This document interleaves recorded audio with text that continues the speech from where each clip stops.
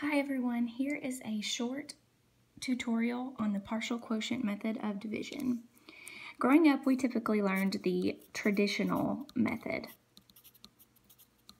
This would consist of, for example, 57 divided by 2. We would say 2 goes into 5 2 times, so I'm going to say 2 times 2 is 4, subtract and I get 1. Then I bring down my 7, so it becomes 17. 2 goes into 17. 8 times 2 is 16. I subtract and I get 1. 1 then is my remainder. In the partial quotient method, the reason that we really like to teach students how to do that now is that they think of the number 57 as the actual number 57 instead of just thinking of it as 2 goes into 5. We're thinking of 2 goes into 57. So here's an example of how this one works using the same problems. So 57 divided by 2, we're going to add a little extra line here to keep our work organized. And I often tell students to make a list over to the side. So F stands for facts. We have a 10, a 100, and a 1,000, and I'll explain what these mean in just a moment. So the first step here is to think, well, 2 times what is as close as I can get to 57?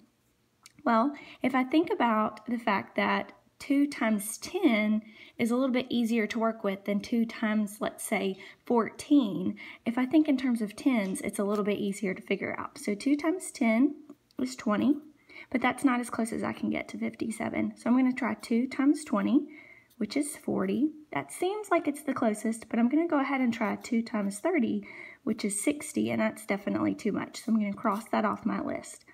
So 2 times 20 is 40. I'm going to write it down just like that. Then I subtract, and I get 17. So then I start again. 2 times what is as close as I can get to 17?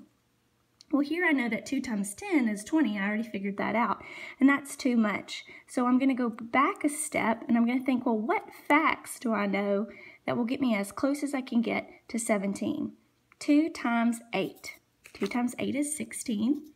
Then I'm going to subtract and I get 1. Now I'm going to try one more time. I'm going to say 2 times what is as close as I can get to 1. Well, I don't know a fact that's going to work for that, so that means that I cross out that step and 1 is my remainder. The final step here is to say, okay, I'm going to take these two numbers that I found and I'm going to add them together.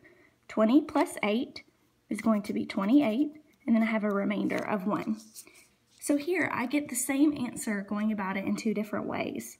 Basically, what's happening here is we have figured out that 2 times 20 is 40, just like we figured out that 2 times 2 is 4.